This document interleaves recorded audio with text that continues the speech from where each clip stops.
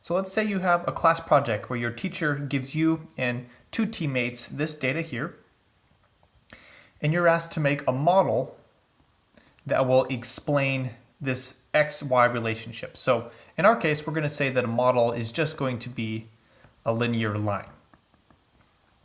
So the first thing that you and your teammates decide to do is to simply plot the data. So we'll start there. Here's what our data looks like. It's very clearly almost a perfect linear line. But let's say that your teammate Billy, instead of actually looking at the line, says, you know what, I'm just going to calculate the average of y and use that as my prediction. So let's show Billy's prediction here. First, we calculate the average. The sum is 14 for y, and we have 4 observation, n is 4. So that comes out to an average of 3.5. So let's go ahead and draw Billy's prediction on our plot. And it's just a straight line across 3.5. So Billy's equation would be his y hat equals 3.5. Now let's go ahead and calculate what the error of Billy's model is. So let's calculate these distances and then square those. So we're actually going to use the total squared error to see the error in Billy's model. So what I've done here is I wrote down the value for b. B is always 3.5. I then found the error or the residual or the deviation, whatever you want to call it. So at the first point, it would be y2 be 3.5, which is negative 1.5, and square that, 2.25. I repeated that for all 4 points, calculated the sum, and then did sum divided by the number of observations. So these two values give us, the 5 is the total squared error, and then this will be the mean squared error, which we often call MSE. Now note that since Billy chose the mean line, we have actually also essentially calculated the variance, where the variance equation is 1 over n times the sum of the square of the residuals. So that's exactly what we calculated right here. So this gives us another way to think about variance. Variance is the mean squared error of the mean line. Great, so now let's go back, and now it's our second teammate's turn, Grazina. And Grazina is going to draw her own line. Grazina doesn't draw a perfect trend line, but she gets closer. So her equation starts at 2.5 and increases by 0.5 every 1. 0.5x plus 2.5. So let's compare Grazina's line to Billy's line. And I'm going to do the same thing that I did with Billy's line over here, and I'm going to clean some of this up. Grazina's line goes 3, 3.5, 4, and 4.5, which results in a total squared error of 1.5 and a mean squared error of 0.375.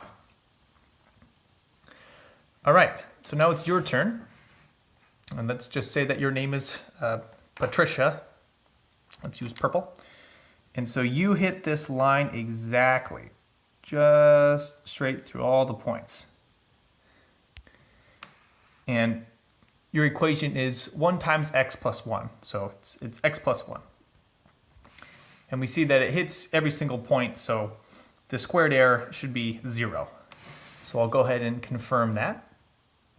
And sure enough, your line, Patricia's line, has errors of 0. So this is good. So we now can know that because of the mean squared error, Billy's line is worse, it's 1.25, and then Grazina's line's a little bit better, smaller, mean squared error, and then your line has a squared error of 0. But I want to think about these numbers in a little bit more context. So the first thing I'm going to do is remind us that variance can also be thought of as the total variation in y. And I want to say, okay, so for our 3 models here, which one does the best job at explaining the total variation? So first I'll make a table where I copy over our mean squared error. So here we have the mean squared error for Billy's line, Grazina's, and Patricia's. I just copied them from here, here, and here.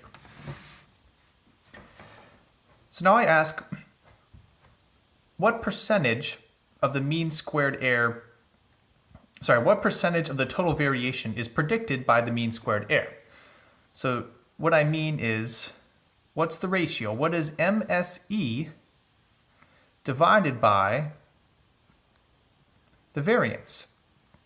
So I'm simply going to do this number divided by the variance. Remember, our variance we just so happen to have calculated using Billy's line. Our variance is 1.25. We find values of 1, 0.3, and 0. And what this means, what percentage of the total variation remains after using our model? So total variation is just another word for the variance. So let's look at Billy's model. So the total squared error, or the total variation, there's lots of names for it, is going to be the square of this distance plus the square of this distance plus the square of this distance plus the square of this distance. So since Billy used the mean as his model, there is still 100% of the total variation left. We still have to travel the same square distances to go from the point to our model. What about for Grazina? She's got a lower percentage here. For her, only 30% of the total variation remains after using her model. So what that means is that we don't have to travel as far. So the square of this distance and this one has no distance, this one has a little bit, that is much smaller than traveling to the mean line. It's still more than 0. So there's still 30% of the total distance that we had to travel. But it's certainly better than the mean. It's better than Billy's model.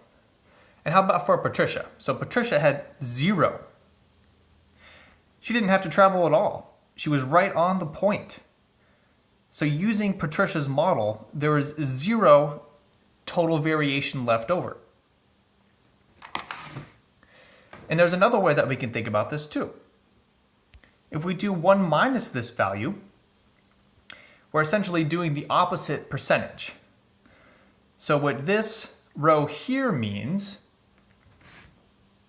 is what percentage of the total variation is predicted or is explained after using our model.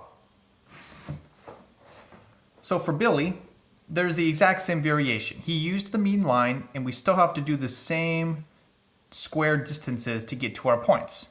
So 0% of the total variation is explained by Billy's model.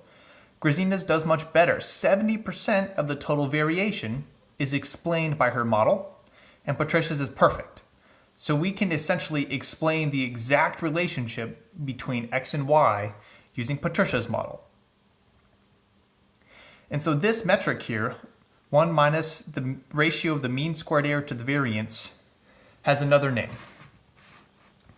We call this the coefficient of determination, which as a symbol you'll often see it shown as little r squared or big R squared. So based on how we did this, I guess we would call it derivation. The equation for r squared is equal to 1 minus the ratio, so this is our mean squared error, over the variance. This is the equation for our variance, where y is the measured value, y hat is the predicted value, y bar is the mean value. And you'll quickly notice that this 1 over n cancels. So we can actually simplify this a little bit by writing 1 minus, this is now the total squared error for the predicted line over the total squared error for the mean line. So in summary, the coefficient of determination, which is often called r squared, can be thought of as the percentage of the total variation that is predicted or explained after using our model. And there's one other way to think about it. You can also think about it as how much better our model does compared to the mean line. So for Billy, he used the mean line. So his model is 0% better than the mean line. Grazina's was 70% better than the mean line. And Patricia's was 100% better than using the mean line because her line was perfect. Thank you.